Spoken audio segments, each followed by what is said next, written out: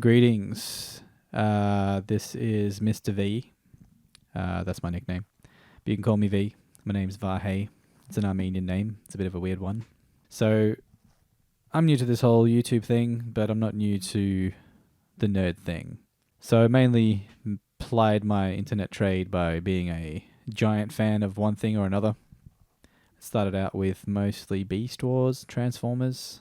I got out there and had my first websites and got my first taste of fandom and what that's all about, all that shit that entails.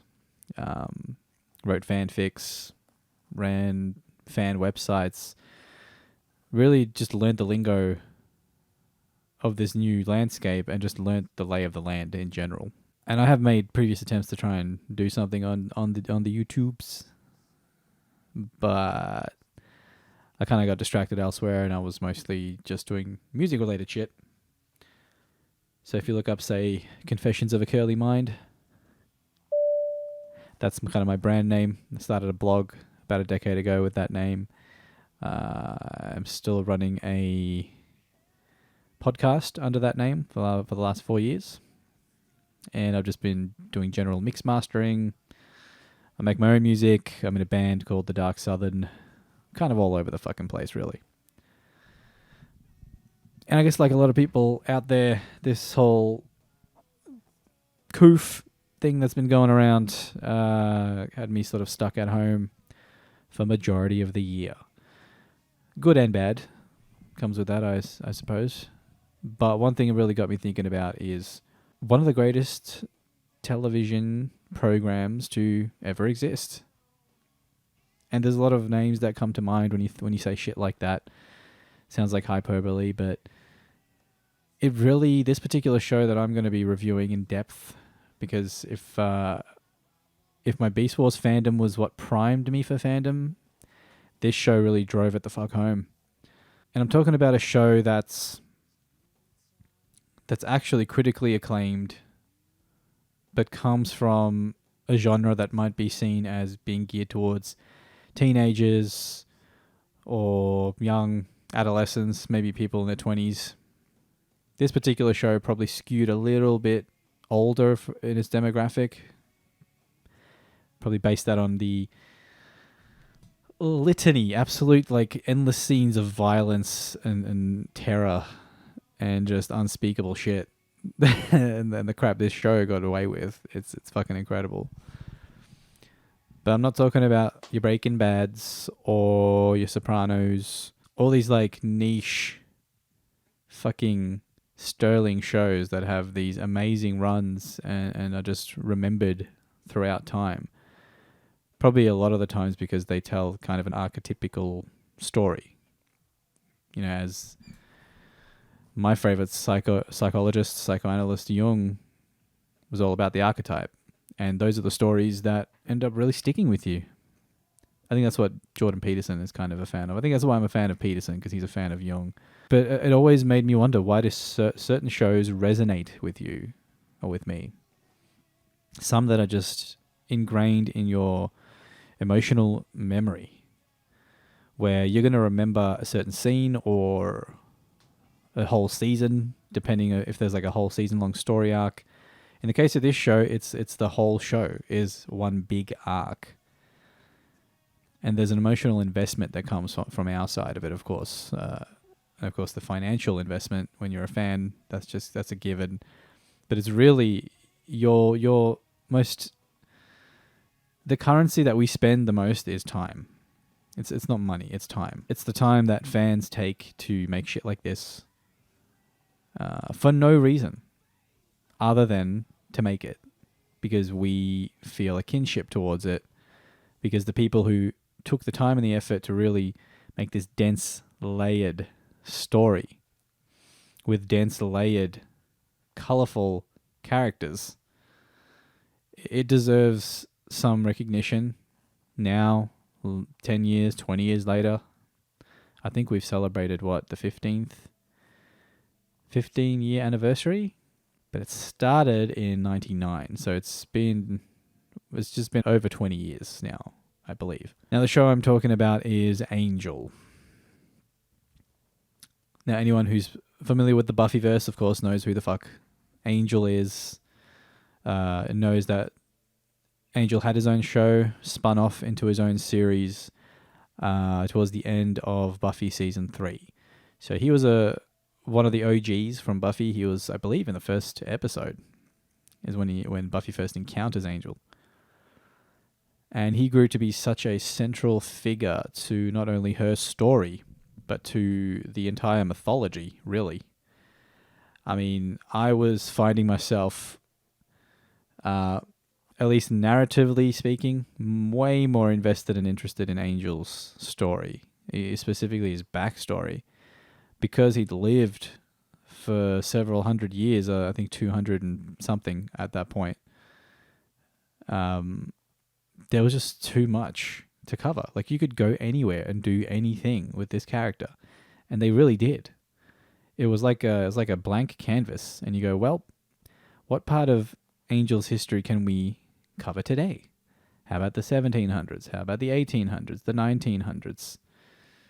And you can pretty much insert him wherever you please, as long as there is a narrative and story reason for him to be there and be doing something specific.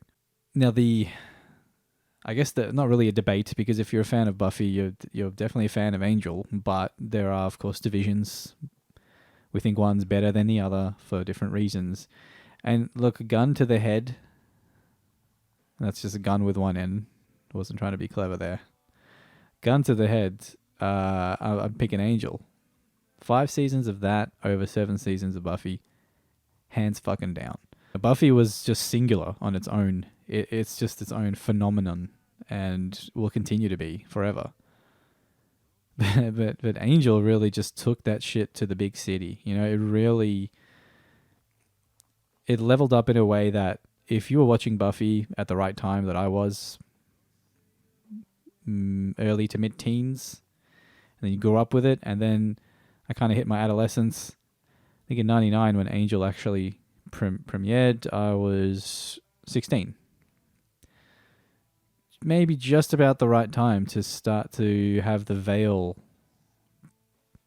slowly drop from your eyes to see the world as it is, in order to make an assessment of it that's as accurate as can be.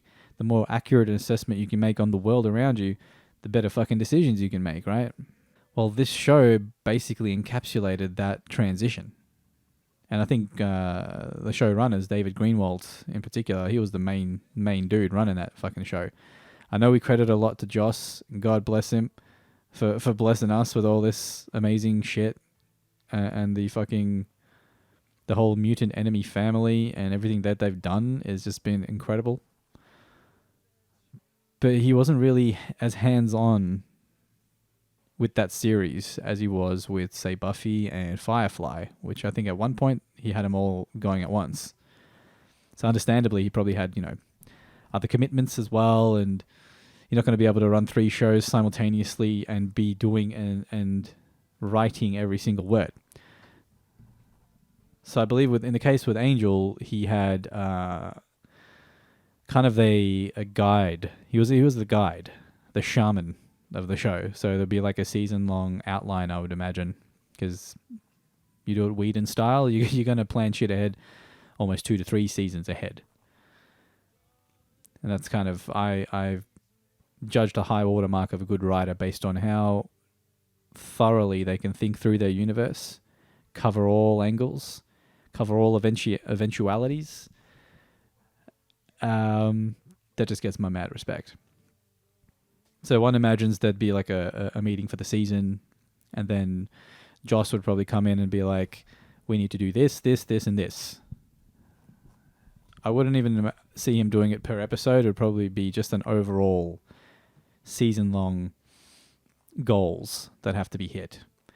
And then when you can trust your pool of writers, which you can definitely do with the amazing group that they had in Angel, then you know that they're going to ram that shit home, and it's going to be it's going to be killer. That said, the episodes that Whedon did write and direct were probably some of my favorites at the end of the day. Just because they added that extra sort of almost like a cinematic flair in terms of the directing. You saw a lot of that when Whedon stepped in. And yeah, look, this show, it means a lot to a lot of people. Just jump on the YouTube when you run into the random clips, or the recent 20-year anniversary reunion they did, I think with E. They got most of the cast back together, and they did this really cool hour-long retrospective, which was fucking amazing. You can validate the feelings you might have had 20 years ago when the show was on. Because back then, even when fandom was a thing and we're in the thick of it, when you're trying to convert people who aren't just quite interested or don't see themselves watching this show because vampires, because goofy kung fu violence, because melodrama, they're looking at a surface interpretation. And I think that might be just by virtue of the shows being on the WB and then the CW, which were known for, teen melodrama. Even if it was wrapped in violence, like another awesome show like Supernatural, unbelievably violent show. And actually probably one of the few shows that got away with not being all about people talking about their feelings in hallways, which seemed to be a running theme, at least with the Arrowverse shows. But what really set the tone for Buffy, starting with Buffy, was an honest appraisal of life. Like, you could wrap that story up in whatever fucking supernatural elements you wanted to, but at the end of the day, if it wasn't telling a compelling enough story with fucking compelling enough characters, it wouldn't have lasted beyond that first season, which initially it was just a mid-season replacement series, right? It was like half a season order. It was like 12 eps, I think, 12 or 13 eps the first season. But if there was no faith in these characters and the way that they were written and characterized, we wouldn't be here talking about this shit. There wouldn't be university courses taught about this fucking show, Buffy I'm talking about. Although Angel would take up a whole fucking year's worth. And I'd be the fucking lecturer. That's probably how I should have laid these out. I should have probably done a lecture, theater style. Yes. No, too much work. Guy talking in microphone, staring at camera.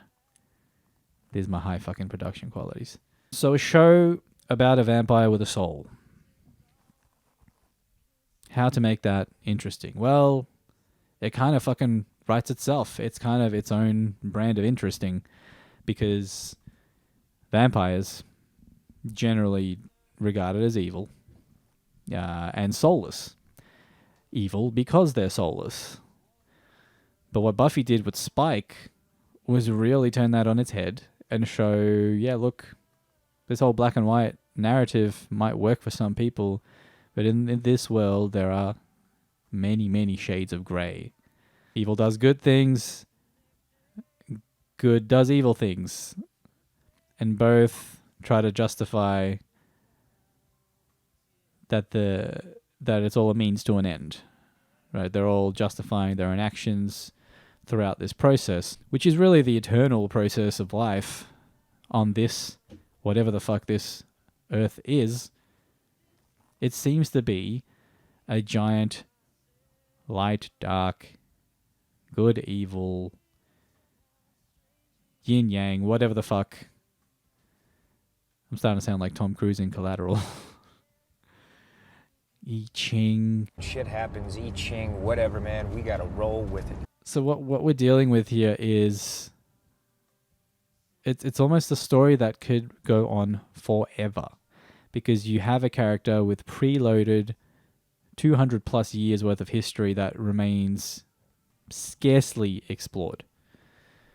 It was nicely explored in season 2 of Buffy, mostly when we were getting his backstory, leading up to him losing his soul again and reverting to the demon known as Angelus. So as a basis, and I'll probably just say spoilers from now on, because I can't be fucked trying to keep this spoiler free. So if you don't want to be spoiled, well, try not to watch too much of this video. But what I will do is I'm going to do episode to episode reviews, and they'll go for however fucking long they go for. But those will be loaded with spoilers. Actually, I'm probably going to be referencing a whole bunch of shit, crisscrossing seasons and referencing future shit. So how about just a big old fucking fuck-ass giant spoilers right here. Spoilers. Now we're dealing with a character whose name is Liam. Now, I haven't got all the facts and figures in front of me. I'm just doing this all off the top of my head. So I can't be fucked with the exact dates. All I know is mid to late 1700s. We get a backstory on Liam. He's kind of in his early 20s, I'd say. I think that's when he got made. He's kind of a layabout. He's just he's part of a, well, looks like a well-to-do family, not like upper class, but say middle class at least. They got a roof over their head. They look like they're well-fed, well-dressed.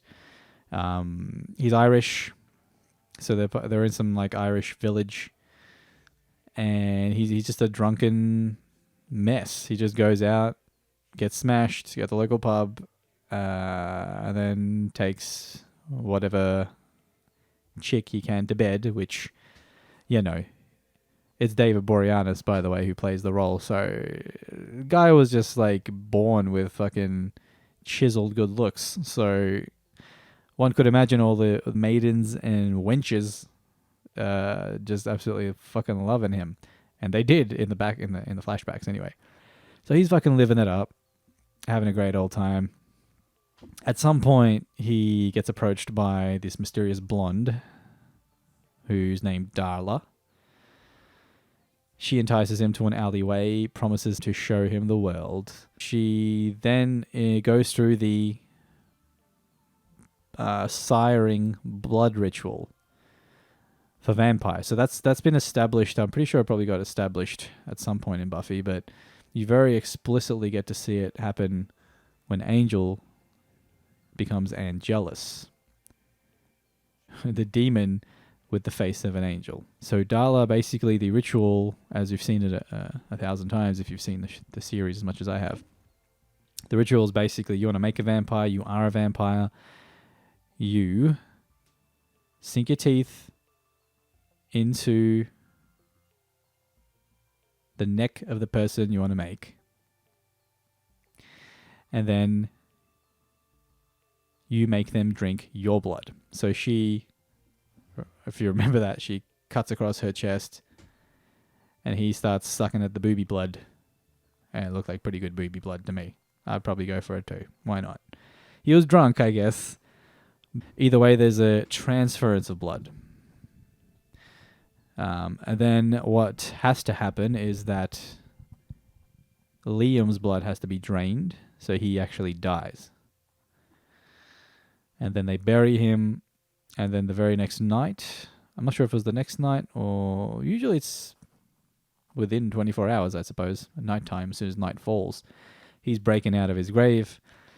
Darla's there to greet him, and then he makes his first kill, which is when she tells him that you know what to do, because he's now been imbued with the power. He's just feeling more power than he's ever felt in his life. Unfortunately, he's no longer a carefree, what one would assume to be, you know, at least a normal human being with morals and shit. Or at least he has an aptitude for what those things are, but, you know, generally when you're 20, you're not really giving a fuck about that. You just want to have a really good time. You know what I mean, Chief? So he emerges, and the first person he kills, guided by Darla, is the one of the gravediggers, who rightly points at him, and, you know, he's like, demon, or something, you know, you're a devil, and, you know, one of them old dudes, but he's Irish, and then he kills the guy, drains his blood.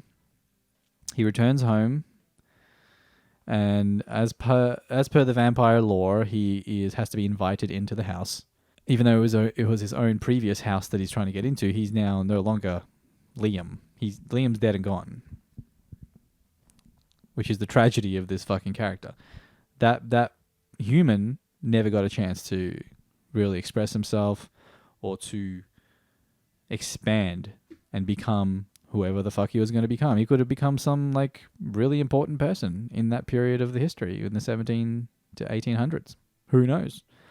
But his trajectory was forever altered, and he becomes the demon with the face of an angel known as Angelus. And this is the darkest shit. Seriously, dark as fuck. And I think it's just underrated how dark the show gets, considering that this wasn't on some premium cable network like HBO, which even here in Australia, it's just that kind of network was for a long time synonymous with doing and saying whatever the fuck you liked. There was no restriction. The only restriction in place was the restrictions that the creatives placed on themselves when they were making the shows. So I think that's why that brand really took off, and Netflix, as a result, you're pretty much unrestricted there. I've been saying this lately to some people, is imagine if Angel was continued made a season 6, picked up years down the track, 20 years later, like a 20-year time jump, and it was on a premium cable network or a Netflix where they could do and say whatever the fuck they wanted. They could go to some real fucking dark places. It was just amazing to see this backstory play out first in Buffy, and it gave you that historical context when you started Angel. So while it's always a balancing act for spin-off shows to be like, well, we need to make this, because the executives always rationalize it this way. They say, well, we need to make sure it's sticking to the lore that's been established in Buffy so we can keep the Buffy fans happy. But this is my very terrible American accent on purpose. This is my terrible American executive accent. Yeah. But then they think, but we also got to rope in the non fans who don't know anything about Angel or Buffy. We got to make sure that if you haven't seen the show before, you're going to know what's happening. And well, that didn't really take. Angel was just the series was a piece of a larger puzzle that began on Buffy. And yes, while if you watch just 5 seasons of Angel on its own, you should still have a pretty good grasp on everything, but you're going to miss out on a lot of subtleties and context and callbacks and all the fun nerd fan shit that comes with being slavishly loyal to a series or a universe. So his story starts out dark, where he returns home and they'd establish like a very... Actually, I don't think they established it in the Buffy flashbacks, but in the Angel flashbacks, where you do see his backstory play out again, they very much show an adversarial relationship between him and his father. His father's always really on his case, or always giving him negative reinforcement. He's trying to help him in his own way, but it's all negative. And Liam doesn't take to that, therefore goes out drinking and whoring. Eventually returns, before he leaves for the final time, his father makes a half-hearted attempt to reach him emotionally. He says something like, "I was never in your way, boy." And it was just heartbreaking, because up till that point they'd established, a father that maybe could have been a bit of a cunt, who maybe really drove Liam to the streets and drove him into the arms of Darla, and the rest is history.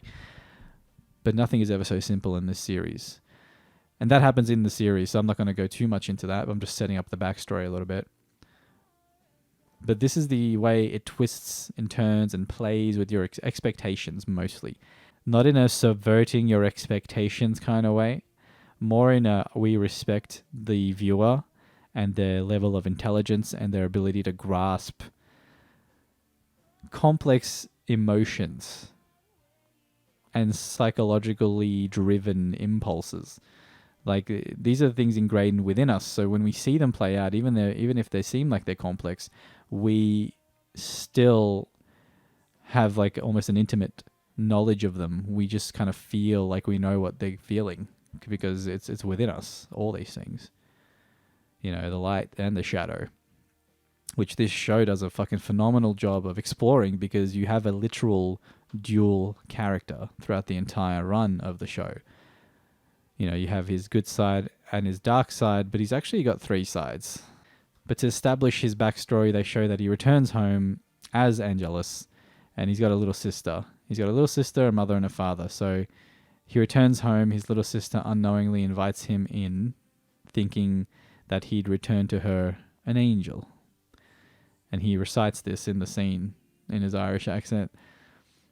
And he slaughters his own family. kills his father on screen. They don't show him killing his sister and mother because I guess that would be just a touch too gruesome, even though they don't really shy away from that stuff in the show. But he murders his father. Some kind of archetype plays out. He's still unsatisfied, and he wanders the earth, realizing that his father had actually gotten the last laugh because he was just like this helpless little thing, and he killed him in cold blood, and he felt nothing. He didn't feel any vindication. He didn't feel like he was right. It didn't matter because he was soulless now. He was just a demon. He had needs and wants, but they had nothing in relation to human needs and wants. He was now above the petty human life, but he did require blood to survive. So him and Darla go on a fucking rampage, killing, pillaging, probably raping, God knows what those two got up to. They were the most sickest, vilest vampires in history, and jealous in particular. Till eventually they killed the wrong people. Darla brings a gypsy girl to Angelus for his, I think they were celebrating his birthday technically. But the clan of the gypsy girl, they place a curse on him. They restore his soul, and he gets re-ensouled. As far as anyone in the history of the universe of Buffy and Angel is concerned, that's the first and only time a vampire has been re-ensouled. Although there are references to it and spells and shit that come into play later. But at the early point, this is something fucking brand new and different. And as such, the character of Angel, he's a fucking mess. Because as soon as his soul's back in his fucking body, and he's like, holy shit, what have I done? Because he hasn't exactly been asleep. Once he's re-ensouled, he is actually hit with the memory of every single person. Every single person he's ever killed or harmed or maimed or raped, dismembered, eaten. Like, I'm telling you, this shit is fucking dark. And he's hit with all of that. And can you imagine being just overwhelmed and overcome with hundreds of years of death and destruction and the glee that he took in it? The utter joy that was taken in him doing that, which made him the most vicious and vile vampire in history. Worse than the fucking Master. At least the Master had some kind of code, right? he almost seemed noble, whereas Angelus was just a fucking loose cannon, quite literally. So he's re-ensouled. He is completely just fucking overcome as you would be. He tries to continue on his ways, but he can't because he now values life. He can't take life anymore because he's not built to do that anymore, right? And that just becomes a very clear delineation of soul having the capacity to do good. Without soul, the capacity to do good is diminished to almost nothing. It's not impossible because goodness might come out of a vampire doing things out of self-preservation, like how Spike used to do it when he became a regular of the Scooby Gang in a very twisted way, and then eventually he worked towards regaining his soul in a completely different way. And we're going to break down the whole Spike and Angel dynamic in a very, very thorough way too throughout the course of this review series. Because Spike, not only was he seen as an adversary to Angel in many things, and eventually with Buffy, of all things, he was actually, arguably, technically, more noble than Angel.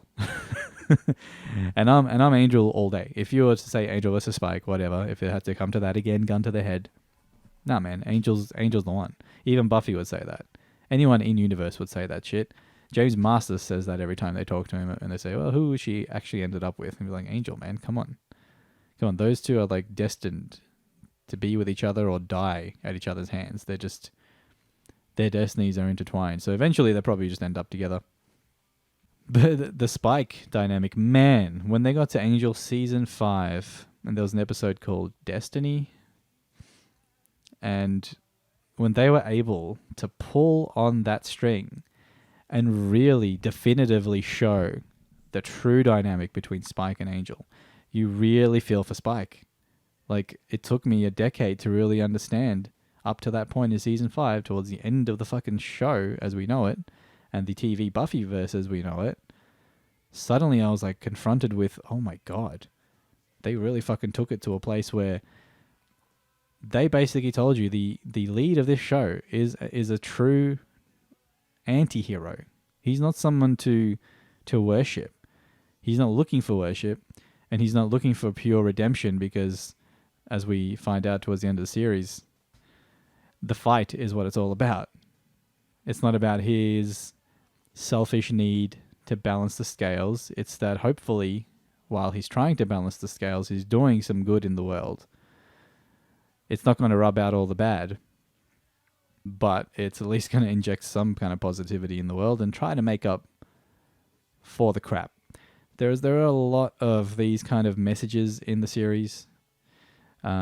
Spike entering the fray really took that shit to a next level, because it was like, we can respect the philosophies of Angel, the character who is trying desperately to do something good in the world after doing so much bad. But when Spike comes along, you realize, well, here's another re-ensouled vampire, but this one's someone who actually fought to be re-ensouled. He was still a soulless demon. But somehow he was motivated to get that soul back. And that leads to some pretty interesting conflict, which I would have loved to have seen played out over the course of another few seasons at least. I guess eventually we'll get into the political reasons as to why that show was shit cans before its time. That said, though, it seems almost poetic that it went out in a really gangster fashion. It actually continued to stay true to its message, didn't try to water anything down, and it gave us one of the greatest series finales of all time. So what I'm going to do is what everyone else has already fucking done, but in stupid length. I'm going to review the entire series, episode by episode. I'll do a little section in the beginning where I'll do a little chopped up version of me watching the eps, because I've never done reaction videos. I don't know, the internet's littered with them, so I'll do a little mini reaction vid so I can refresh myself, and then I'm going to clinically break down each episode.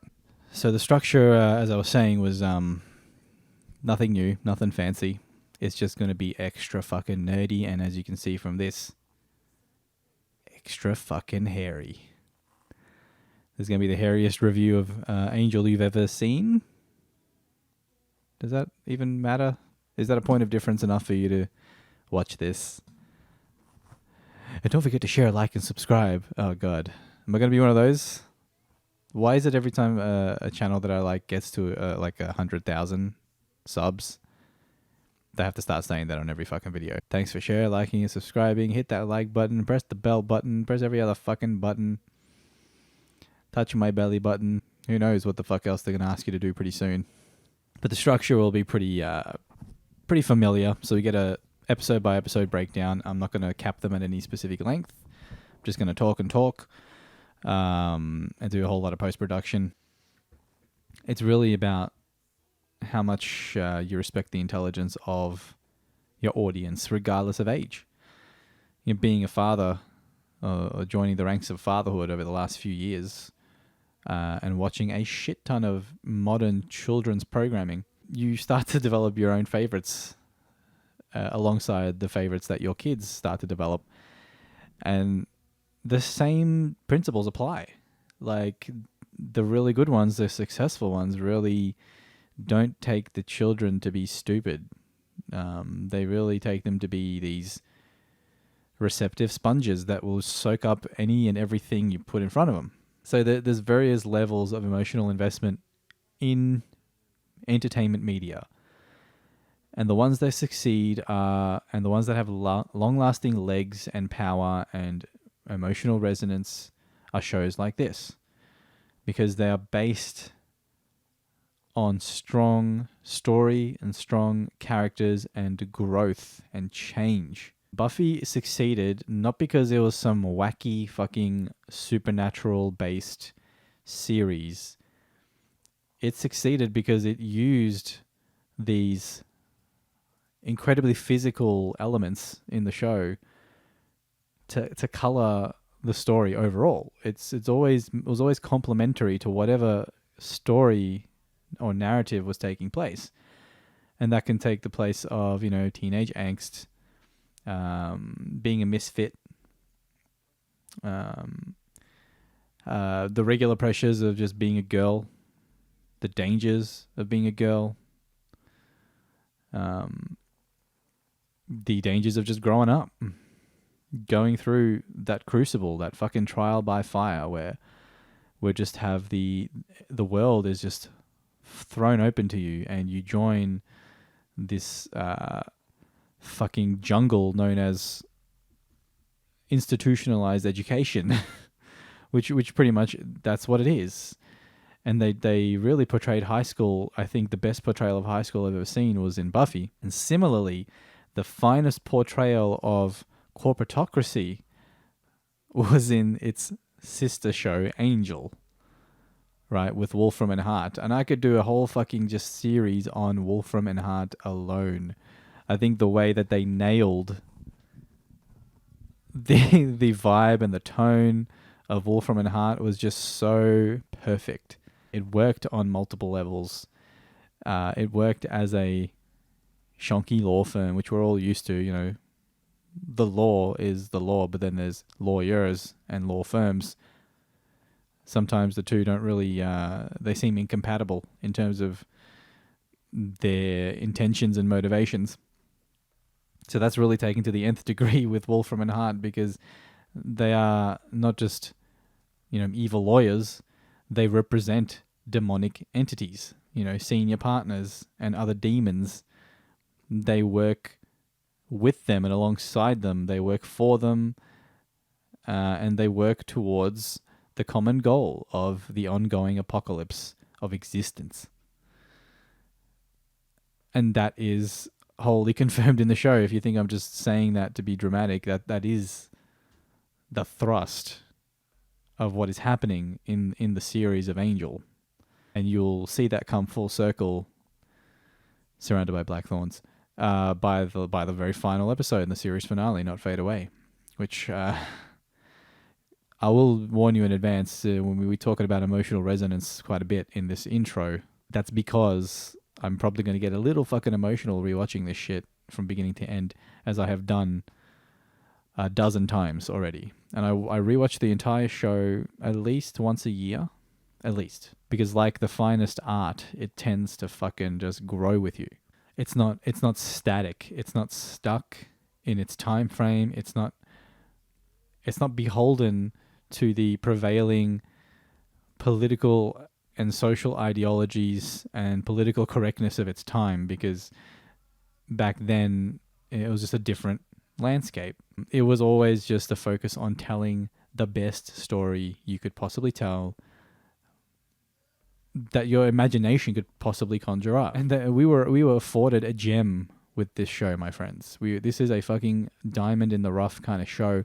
And the fact that it lasted 5 fucking seasons, I was just amazed. Like every single season, you'd always see like a section in the TV guide that said, on the bubble.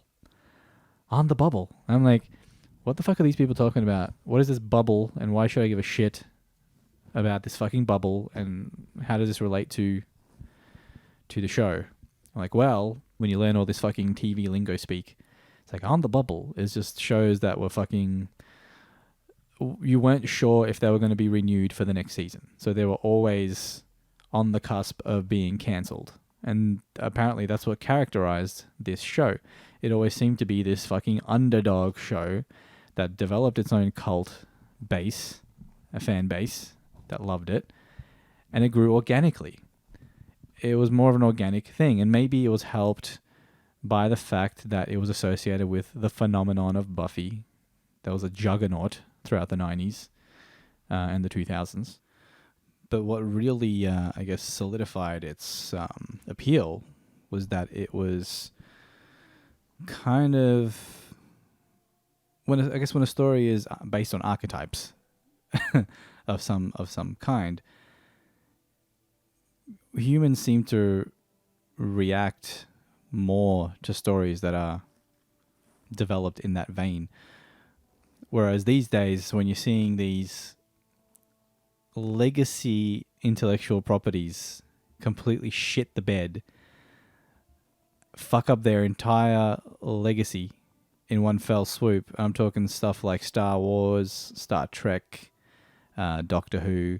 A lot of this shit has been covered in depth by a lot of very cool YouTubers out there. I won't start name dropping them, but you'll know a lot of them if you've been following what's been happening to pop culture in the recent years. It's been less of that. You see a lot of longevity in stories that take their story seriously. Doesn't matter how goofy the premise is or the context or the framework.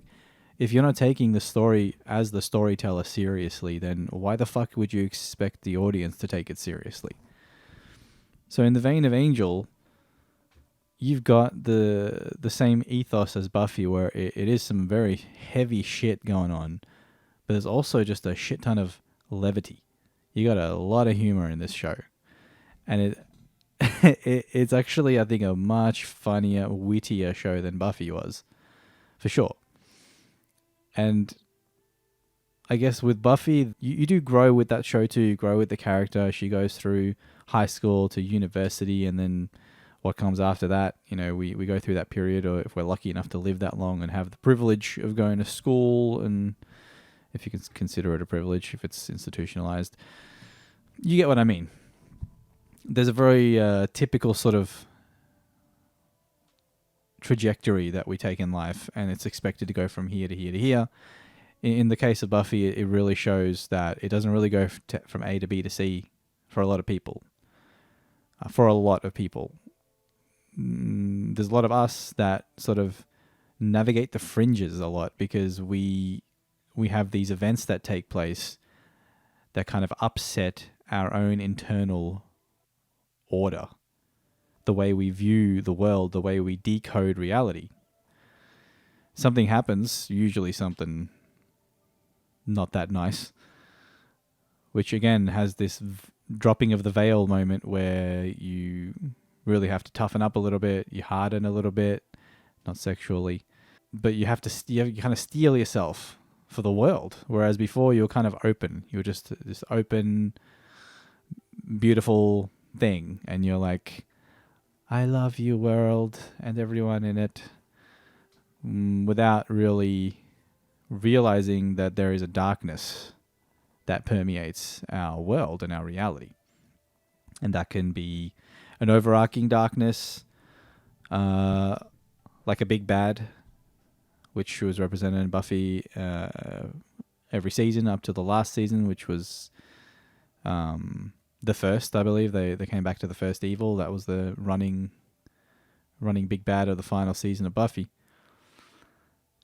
And then you have the little sort of episode to episode villains who come and go. And then you got recurring villains like Spike and Drusilla and Darla and all them. They well represent these types of things that happen to us in wildly creative ways in both shows.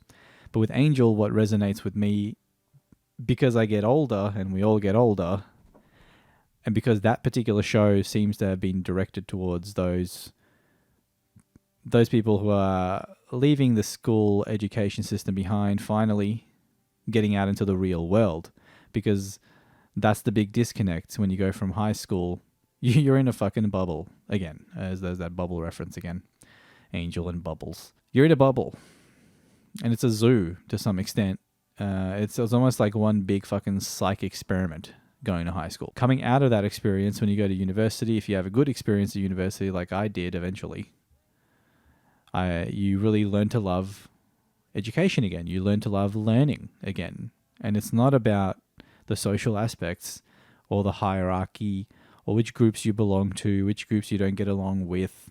Are we having a turf war? Are we having a bitch fight between friends? There's so much shit to deal with in that environment that is nothing to do with educating yourself about the world around you. What Angel is that transition from naivete into true engagement with the outside world, because the outside world is murky, people. It's murky as fuck. I mean, it's one big shade of grey. That's not to say there aren't, very direct, very succinct right and wrongs in this world. There definitely are those, right? Definitely some very, very immutable right and wrongs that if you tried to argue, you would pretty much expose yourself as being a purveyor of one of those wrongs.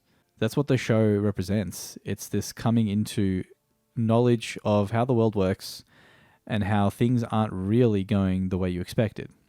Again, not in a subverted your expectations kind of way, which is the hallmark of all these piss poor fucking excuses for, classic storytelling.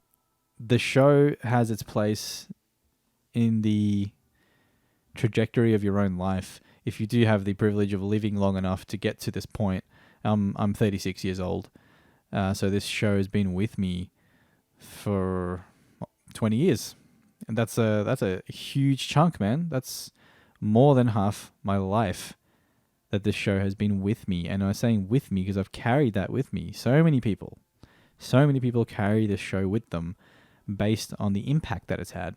Just like they carry a lot of other films and TV shows that predicate their legendary status.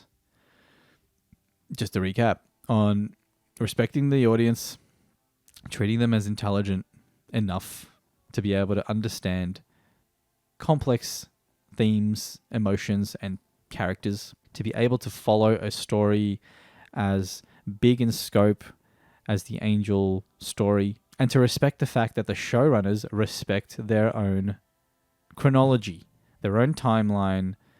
They don't retcon shit.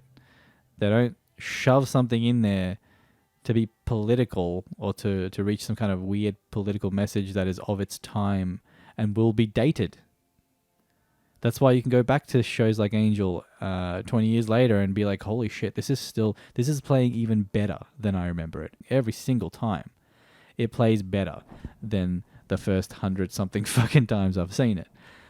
So it's that artistic phenomenon of just aging like a fine wine is really, really entrenched in this show, for sure. So the impact of the show, that's going to be one major thread you'll be seeing throughout the episode-to-episode reviews. And just to ram that point home about current climate, it sucks. All right, if something isn't trying to communicate to you in an archetypical fashion, it's not going to really resonate with you some years later on. It's going to ring hollow. There's going to be something missing. You might see that in the recent spate of Disney films that pale in comparison to all that good shit we got throughout the 80s and the 90s. You can go back and watch something like The Lion King and be fucking moved to tears at multiple points. Anyway, good example of how things have changed so dramatically over the last 2 decades. Probably accelerated over the last 10 years, I'd say. Man, did that really just ruin the actual art. When you're locked down in your home, unable to go to work, unable to leave the house, it really gave, I think, a lot of people perspective, or at least enough perspective to realize like what's important in life. You have the big epiphanies like, okay, all this shit we're doing here, making videos, YouTube, movies, TV shows, whatever, it actually doesn't fucking matter at all. We can do without them, obviously. They're not food, they're not water, they're not blood. They're not going to actually sustain us in a very primordial sense. But what they do offer, I mean, they do still offer something good. They offer the proliferation of myths, mythology, where we can tell a story that has been told since time was time. Like, you really want to cut through the limitation of time and death. You tap into myth. You tap into pre-existing myths and archetypes, and then you add to them. That is what a true artist will do. And that is what will resonate with people. So we're not going to be talking about Terminator Derp Fate 20 years from now unless it's in a negative context, because that's all you're going to see. You're going to see people outraged over what the self-immolation of these properties. It's like they ate their best components. They cannibalized their own best components in order to fit into a modern context. Plenty of other YouTubers have said this more eloquently than I ever will, and I'm not going to harp on it too much unless it's directly as a result of me just talking about an episode or a plot point or something. In this instance, I'm just doing it to get it out of the way and really compare and contrast why certain shows have the legs and why certain films and TV shows just die in the ass because they don't respect the legacy of their own universe. For instance, there's no adherence to your own rules and lore and myth. This is the new norm. You take, say, Luke Skywalker and you turn him into fucking Jake Skywalker. A complete fucking travesty. Gosh, can't we just go back to the simple times where people just criticized these entertainment properties for their storytelling and narrative character contexts? Whether they are good or bad, it all depended on whether these people collectively could tell and portray a decent story that was compelling and ultimately emotionally resonant. And we got a fuck ton of that with Angel. Thank fuck. All right. I hope they don't touch the show. I'm almost hoping it's never revived, because this last 20th anniversary get together they had with E, God, they were talking about it so excitedly as much as we do as fans. Like, they were emotionally moved by the experience of filming and making it because of the journey their individual characters had to go through. You can imagine how much more intense that association is for them, as much as it is for us. But man, Charisma was the one going, yeah, should we do a season 6? I'm like, Jesus Christ, don't joke about this shit. Don't play with my fucking heart like that. Charisma. I mean, they all look amazing. The cast, they all, I reckon they'd all be up for it. Acting wise, they all got the chops. Jesus, Greenwald's still around. Just fucking, if they could do a 6th season somehow, I think they would be, once again, the underdog dark horse element. Like and I'll finish with this, at least the intro part. The ethos philosophy of Angel revolves around the fact that the fight never ends. It's ongoing. It is an eternal struggle to live. And you don't just fucking go over the hump and then there's your fucking pot of gold at the end of the rainbow. I'm mixing metaphors there. But there is no, cliched win. Angel has this hero's journey, but he gets knocked down multiple pegs because he has to learn. Even at this age where he's at 250-ish during the series of Angel at that point, he's still learning. He's still in some form of arrested development because he was unable to see the larger framework of things. He was unable to really see the forest for the trees, so to speak, where there was no active engagement in the macro view of the world, where he was all micro.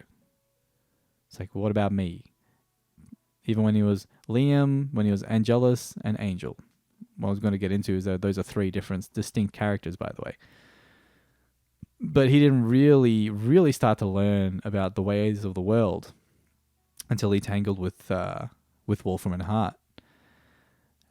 Specifically throughout the 2nd season, where he has an epiphany. And I think the lines that they wrote during his epiphany is really what encapsulated the show as a whole. And he says something along the lines of, if nothing we do matters, then all that matters is what we do. And if you felt a little chill go through your body there, well, that's because you're associating it with that moment in that episode where he's having the conversation with Kate. He's just saved her life. She never invited him in. Because there'll be reasons for that too, outside of the supernatural. But to have a character go through these things on a show that's really accentuated by hyper-violent scenes, supernatural elements that seem almost goofy to some people, of course, because it's kind of played. A lot of it's played for laughs, but there's just so much intense life messaging going on encoded into this show. And it really just became the thing for me that represented like the rebellious element. Like, you know how you got the state?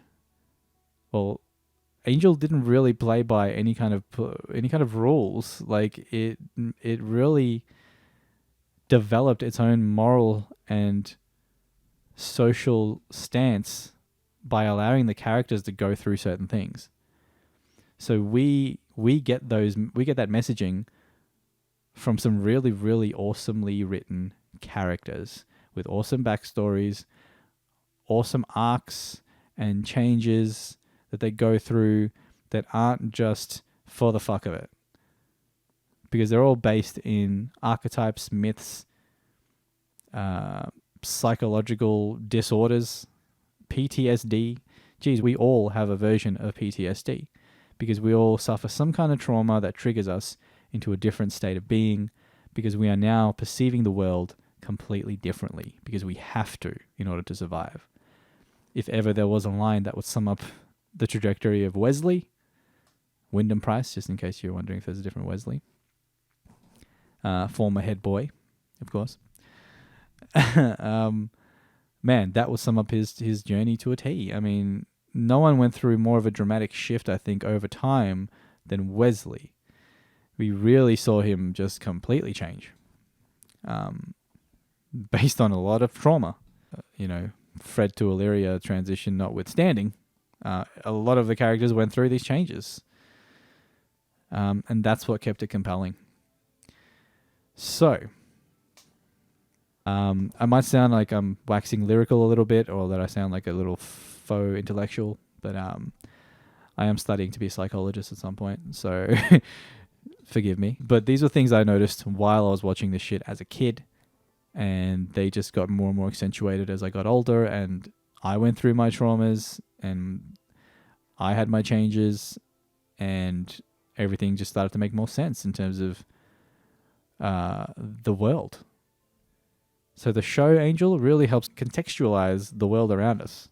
Honestly, I think they're telling us a lot about how the world functions through some pretty interesting metaphors and things that aren't metaphors.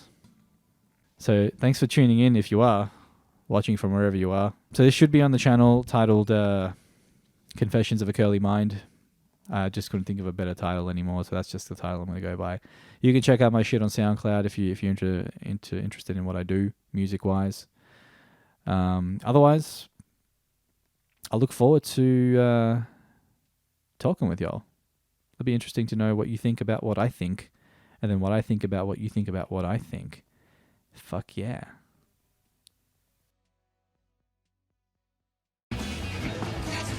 Girls are nice.